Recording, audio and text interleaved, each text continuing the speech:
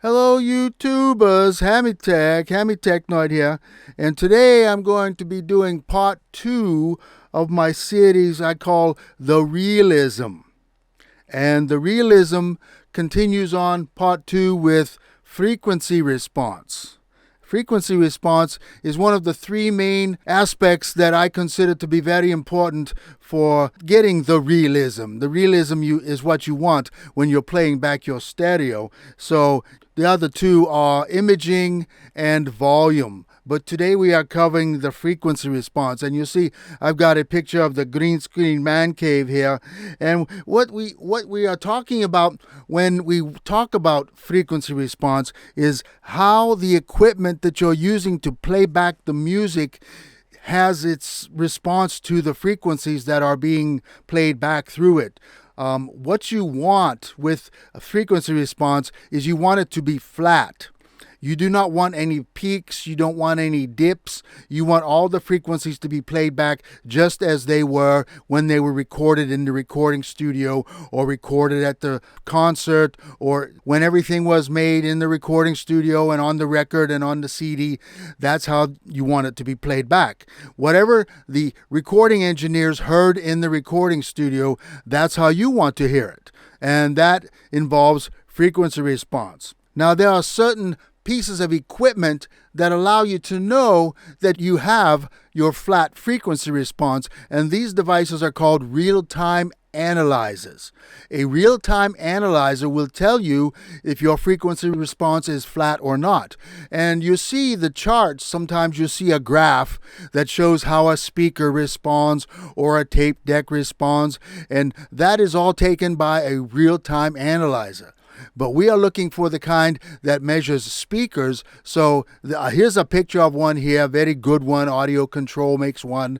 And in my stack, in my man cave, I've got a DBX 2020, and it has a real-time analyzer built into it, as well as a self-calibrating feature, which is very interesting in that it will calibrate the speakers to a flat response.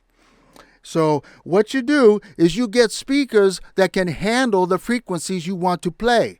And typically you need a woofer, a mid-range, and a tweeter to handle these. And I'm showing you my stack here in my room, in my man cave, and each individual speaker that I have involved. I've got the woofer, okay, which has a frequency response of around 20 up to 350 hertz is where I'm using it. I'm using it with my crossover network. I've got it cut off at 350 hertz. And from there, the mid-range, which you're seeing here, is a speaker that can produce from 350 up to about 5K, which is where I have it set on my crossover. And then from 5K on up to beyond what you can hear, that's where the high air motions take over. And that's what you're looking at here.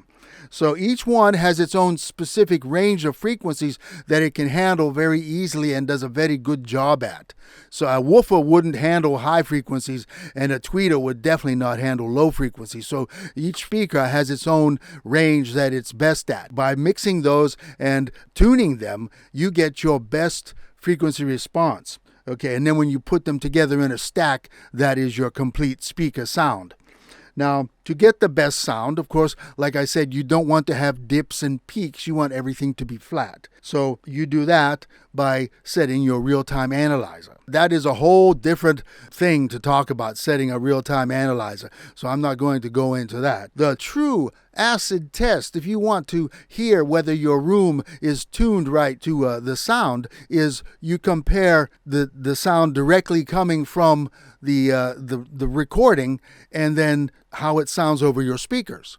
Okay, and the best way to do that, I guess, would be with a really good set of headphones. You listen to it through a good set of headphones, and then you get the sound that way, and then you listen to it in your room and compare the headphone sound to what you're getting through your speakers.